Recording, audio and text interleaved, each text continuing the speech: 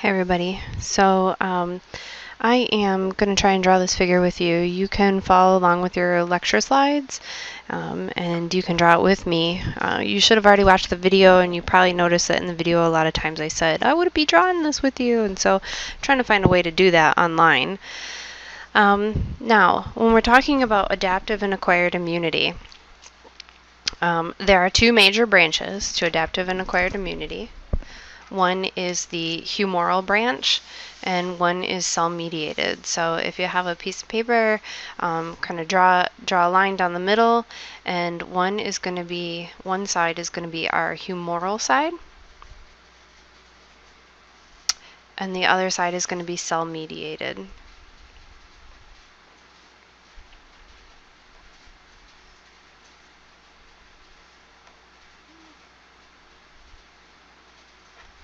Okay. And when we're talking about adaptive and acquired immunity, we're talking about our B cells and our T cells, our lymphocytes. Okay? And our B cells are going to be the ones that act on the humoral side, and our T cells are going to be the ones that act on the cell-mediated side. And they do communicate across one another, but we'll get to that part. But when it comes to immunity, everything is going to be in response to antigen. Okay. So when we're talking about antigen, let's take a look at the slides. Antigen is something that evokes an immune response. So antigen. In order to stimulate adaptive and acquired immunity, we need to have antigen. And the antigen must satisfy several things. It must, first of all, it must be foreign. And things that make good antigens are proteins and large non-protein molecules.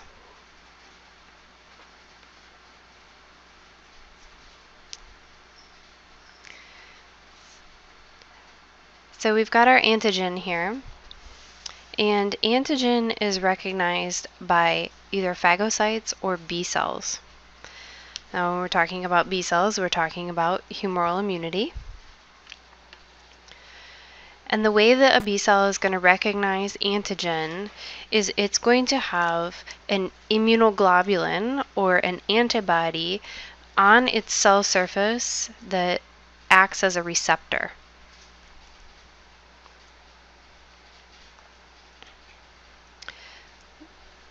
So we've got our B cell.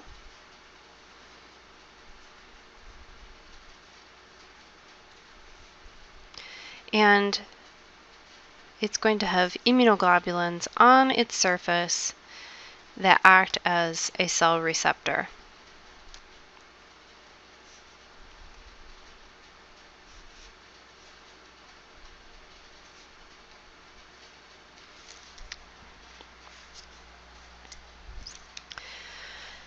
And they will activate, or they will recognize, free antigen. So B cells are capable of recognizing antigen all by itself when it's free or loose. And once they recognize antigen, what they're going to do is activate and differentiate into an active B cell. And that active B cell can become one of two cells. One type of cell is going to be a plasma cell.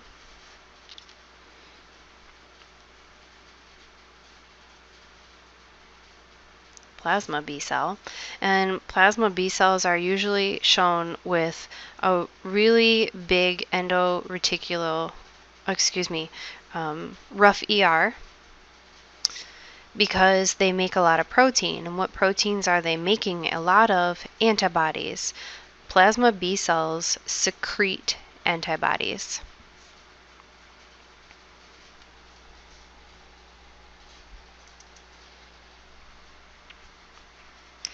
They can also differentiate into memory B cells. And remember, memory is the important part of adaptive and acquired immunity. these are the cells that are going to prevent us from getting the same infection twice. So memory B cells are going to have the same specificity and are going to be long-lasting. So they're going to have the same specificity as the original B cell. So I'm just drawing them like that.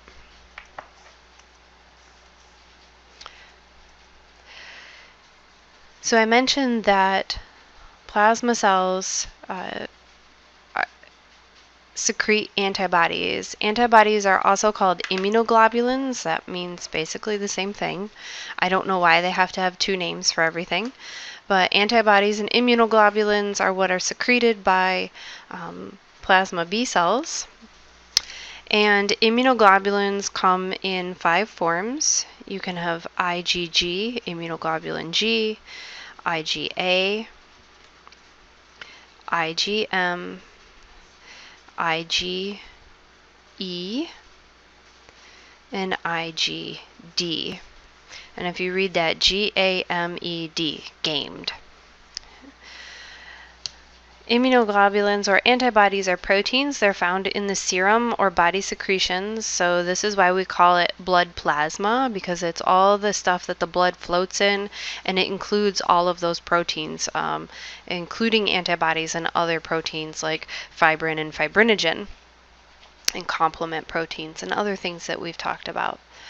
All 5 classes of antibodies have similar binding sites, but they're going to have diversity. So they're going to be similar in shape.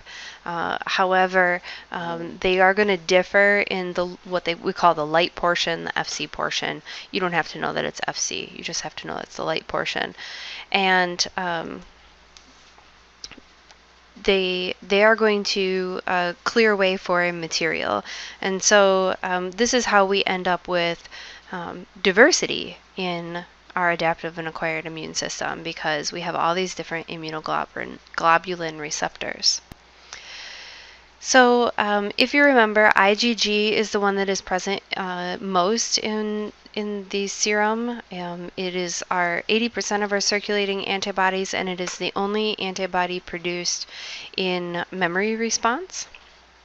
IgA is the secretory one.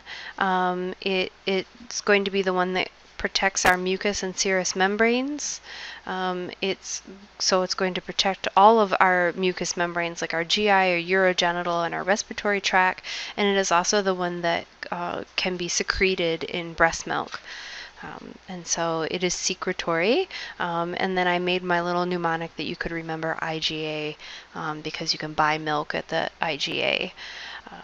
You'll have to go back to the other video to get that joke. Okay.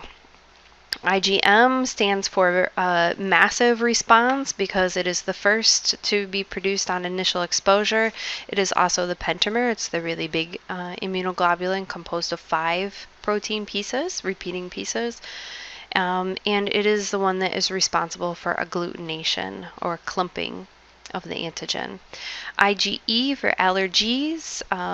What happens to this guy is the light portion attaches to mast cells, specifically their granulocytes, and when it serves kind of like a receptor for the mast cell, kind of sorta.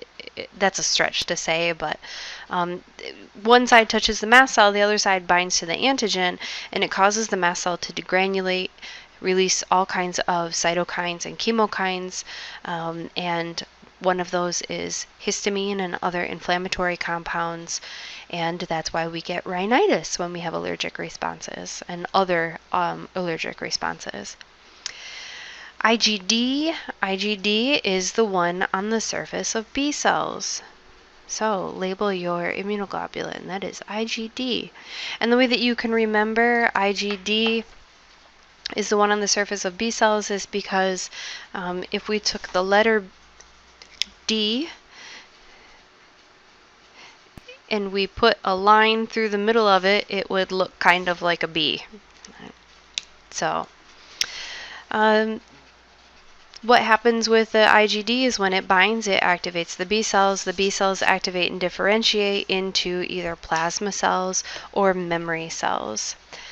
Now, the plasma cells are the ones that are going to secrete the immunoglobulins, and how do those immunoglobulins work to function to remove antigen? Well, they can work in 5 ways. So write 1 through 5 on your paper there. The first one is going to be agglutination. Remember we talked about agglutination with IgM. Agglutination is when you actually clump the organism. So write agglutination under there. Agglutination is clumping of the organism. Makes them a bigger bite, easier to be phagocytized. Precipitation is going to work the same way, but precipitation works the same way, but for free antigen, meaning smaller, like toxins, something that is released outside, smaller than a cell.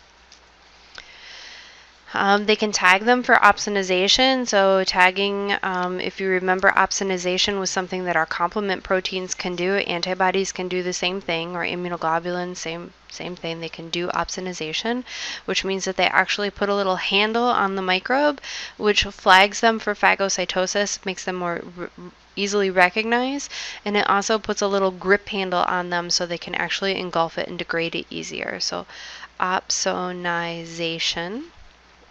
Number 3. They can also activate complement. So immunoglobulin production can actually activate the complement system, and if you remember, the complement system can result in 3 things, and the biggest of those 3 things is the membrane attack complex. And so this is a way to get the membrane attack complex triggered off using antibodies. So we're going to write complement for number 4. And lastly, they can neutralize. So they can actually coat things like toxins or viral particles, which would prevent them from being able to interact with the host cell. So neutralization.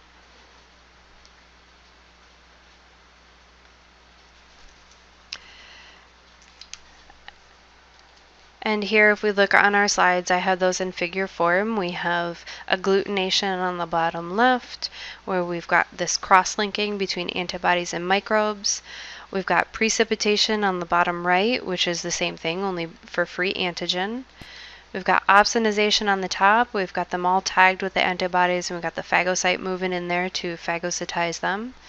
We've got complement on the bottom, and you can even see the cytolysis happening because of the membrane-formed hole or protein-formed pores in the cell membrane of the bacterium, which is killing the cell. That's complement, the membrane attack complex. And then on the top right, we have neutralization, and we can see that immunoglobulins are all interacting with the receptors of that virus. They're coding that virus so that it can't interact with the host cell receptors. They're coding the tags, the spikes and the glycoprotein spikes.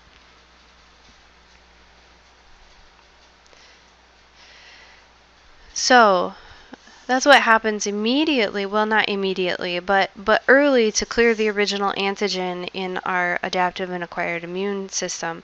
But what is most important about our adaptive and acquired immune system is these memory cells. These memory cells have the same specificity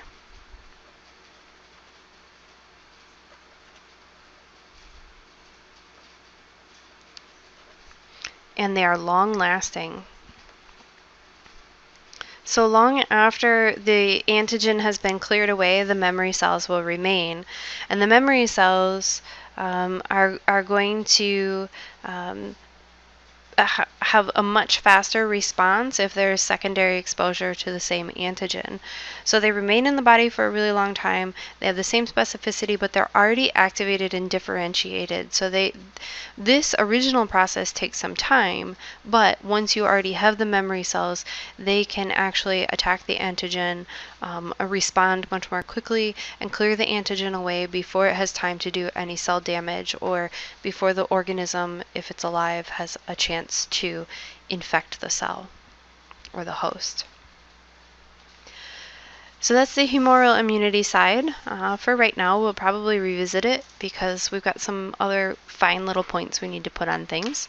But let's take a look at the cell-mediated side. So cell-mediated immunity is called cell-mediated immunity because these cells can't recognize antigen all by themselves. T cells have to recognize antigen along with the major histocompatibility complex. So T cells have a major histocompatibility complex recognition receptor. So we have two T cells. We have T cells that have a CD4 receptor.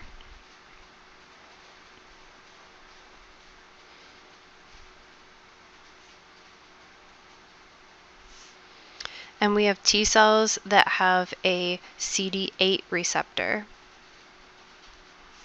I'm going to put them down just a little bit.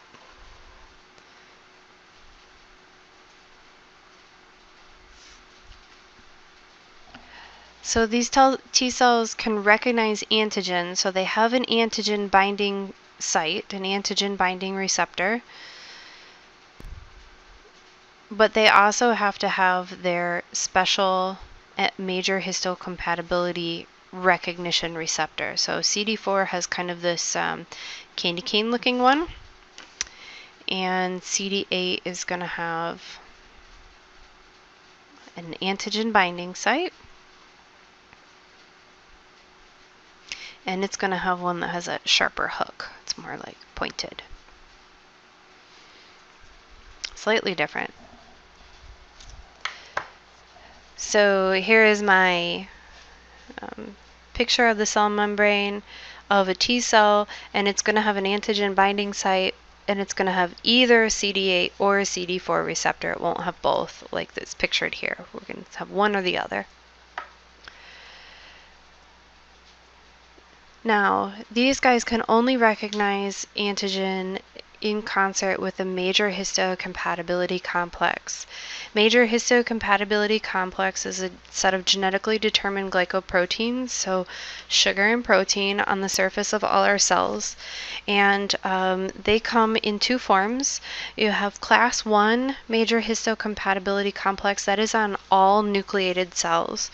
So let's go ahead and put class 1 major histocompatibility complex on all of our nucleated cells. So our original B cell, nucleated? Yes, absolutely. So let's get that MHC1 on there. Plasma cell, big nucleus, MHC1. Right. Memory B cell, going to have a nucleus. The only cells that are non-nucleated are like our red blood cells and our platelets. So your big toe cells, your liver cells, your lung cells, your skin cells, your eyeball cells, all of those are going to have this MHC1. Oh, and I can't forget my T cells. Right? T cells have to have MHC1 on them too because they self-patrol.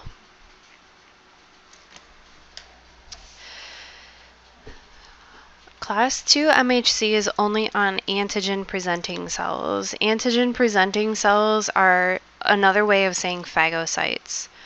So you've got a phagocyte here. It's phagocytizing the antigen.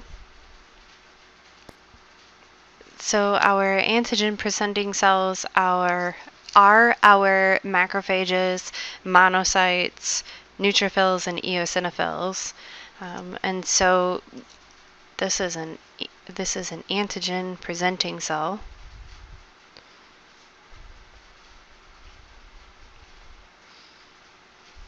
APC, but it's really a phagocyte.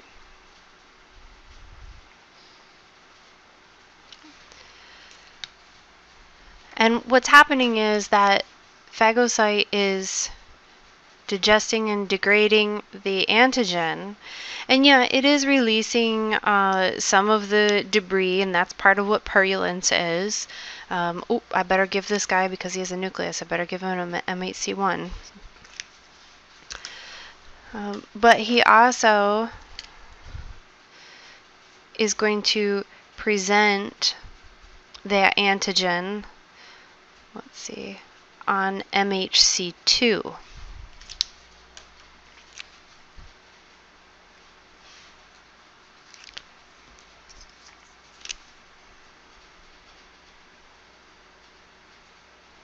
MHC2. I'm going to label these little green ones. These are MHC1.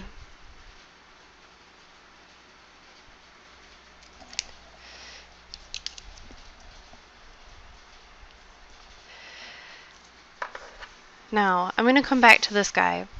Let's take a look at this one over here. Now, MHC1 is on all nucleated cells, and the way this works is you've got a CD8 T cell that has this MHC1, and the reason that all nucleated cells have this MHC1, you can think, I'm number one. It's like wearing a name tag that says, I work in this body. I am a cell that belongs here. This is a way for our body to recognize self cells from non-self cells. So a lot of times we think about antigen and we think about that being completely foreign. But the truth is we could have one of our cells behaving in a foreign way, so like a cancer cell, or we could have a cell that's infected, it's been hijacked by a virus, or we could have a human cell, but it's not our own, like in the case of transplants. So CD8 T cells are going to be the ones that are important in things like transplants. And why? Because what happens if you have a self cell? So let me just have any self cell. Okay, so it's nucleated, and it has MHC1.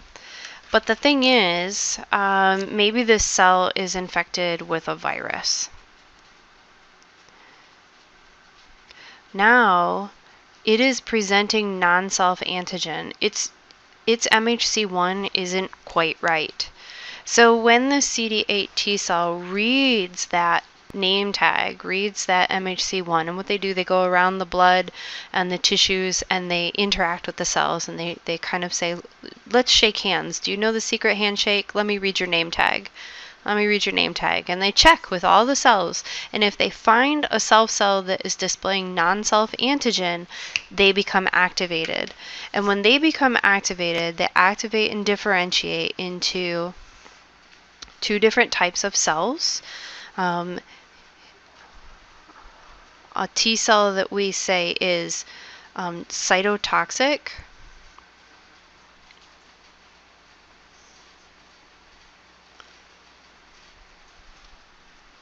and of course a memory T cell.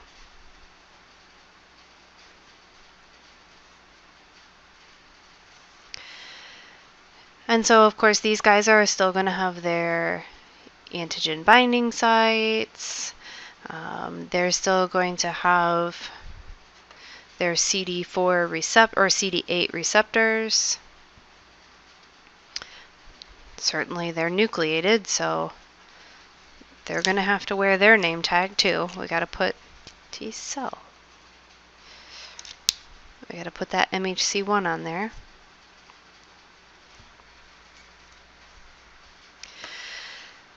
So we know what a memory T cell does. Right? It hangs around for a very long time, and if we ever see this again, it can react again. But what a cytotoxic T cell does is if it has activated and differentiated in recognition to that self cell displaying non-self antigen,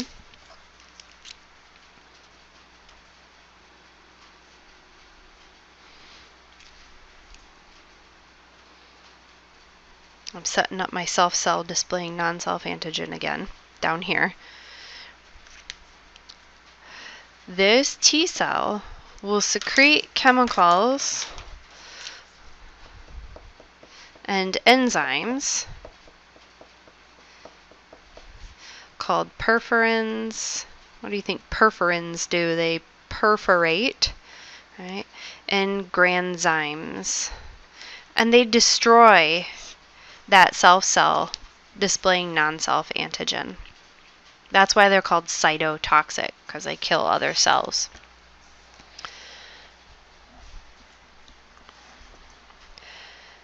So CD8 T cells recognize antigen in association with MHC1.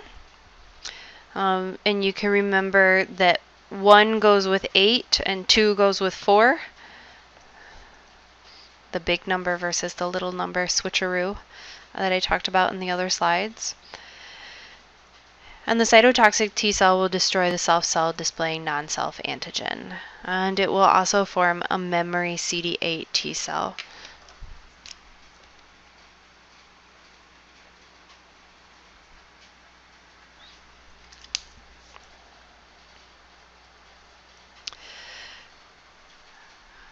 So we're almost done here. We've talked about one part of cell-mediated immunity, but the other part of cell-mediated immunity is this mediation between our antigen-presenting cells and our CD4 cells that I had already set up a little bit. So CD4 T cells interact with MHC2 on antigen-presenting cells, and when they are presented antigen, they activate and differentiate into 2 types of cells. Again, I bet you can guess what this type of cell is going to be. It's going to be a memory CD4 T cell.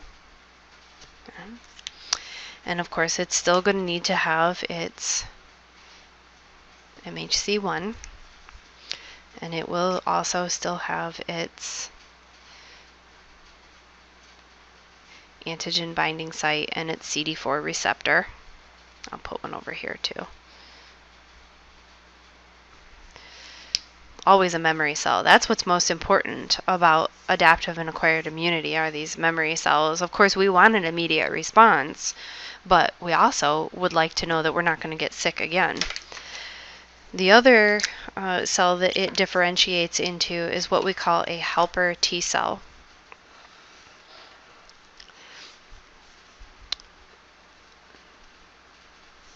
Helper T cell. So a helper T cell, still a nucleated cell, still needs to have its MHC1.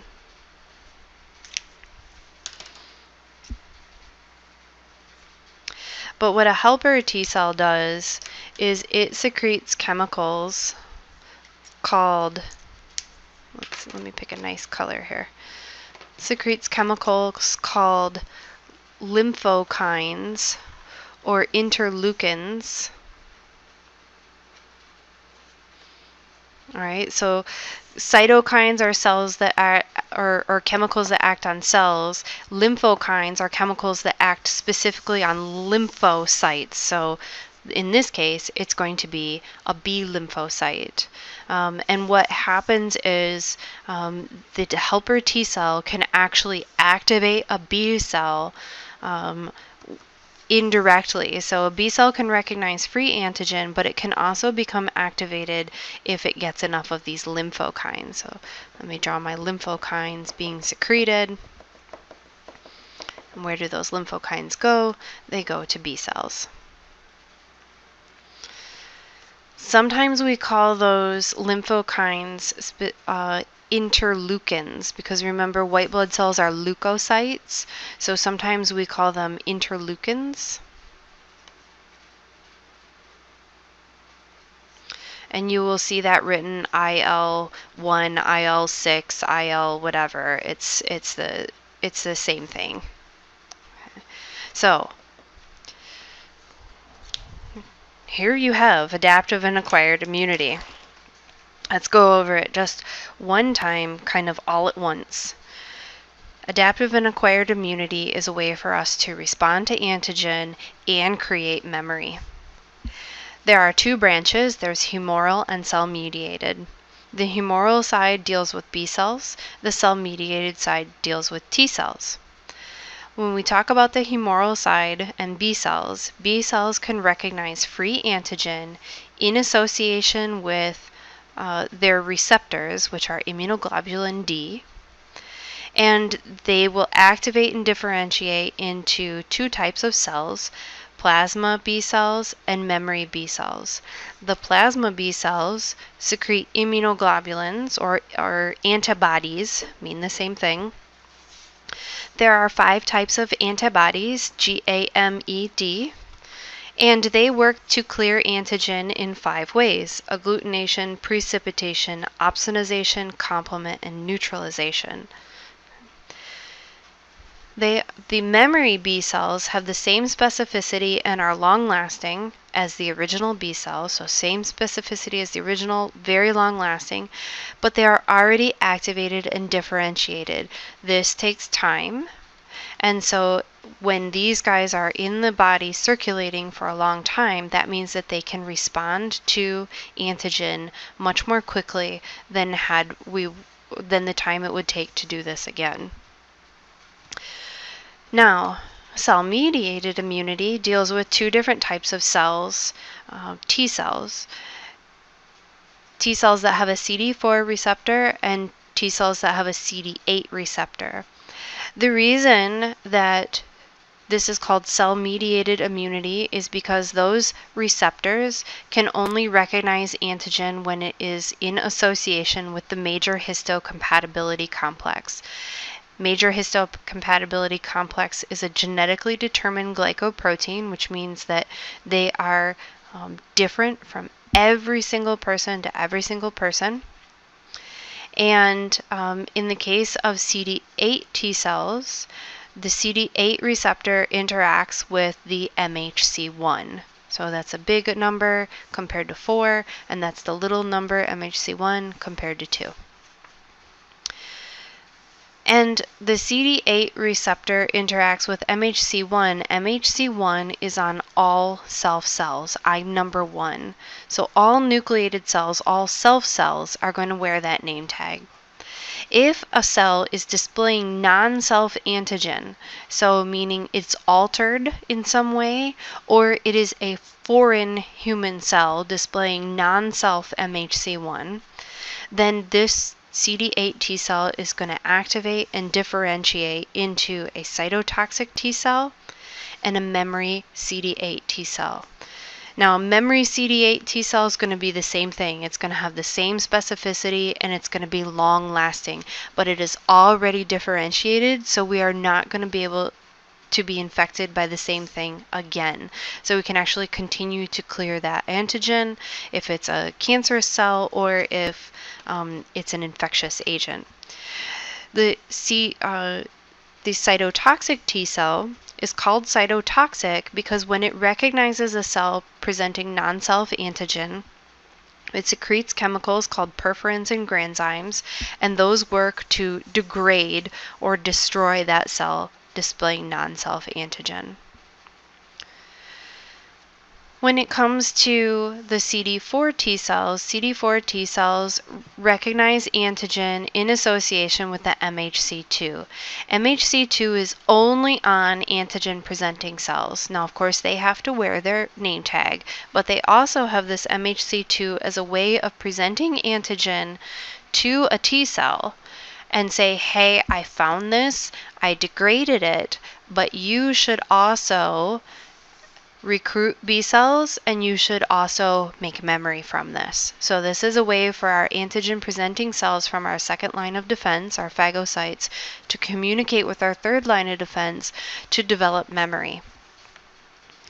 So we have our CD4 T cell, and if it recognizes foreign antigen in association with MHC2, that means the phagocyte has phagocytized something, it will activate and differentiate into 2 cells, always a memory cell and always something else.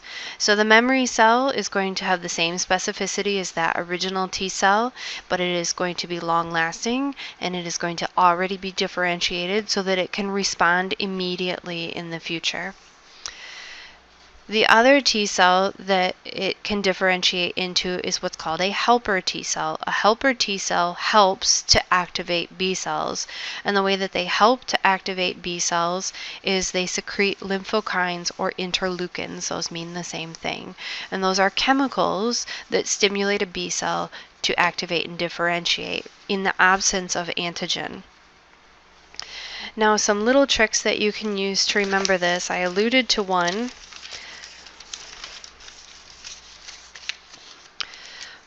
One of them I said if you have, of course, our gamed for our immunoglobulins, right? GAMED. And also the way that these immunoglobulins work all end in shun except for complement, right? Agglutination, precipitation, opsonization, neutralization, and complement. MHC1 and MHC2, we've got a little number and a big number. And we have CD4, which is a little number, and CD8, which is a big number. So notice how they're opposite, right? We have one little number, one big number, one little number, one big number matched. Okay.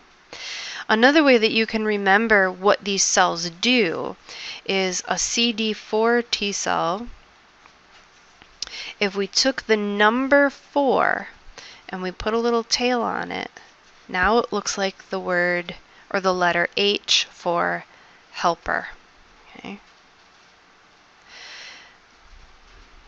All right, and a CD8, 8 rhymes with hate, right? 8 rhymes hate, and we hate non-self antigen. Antigen. So this is the cytotoxic T cell. If you hate, you have toxic hate. Okay, I hope that helps you. I hope I presented it clearly. Take a picture of your drawing, post it for participation, and ask me any questions if you have any.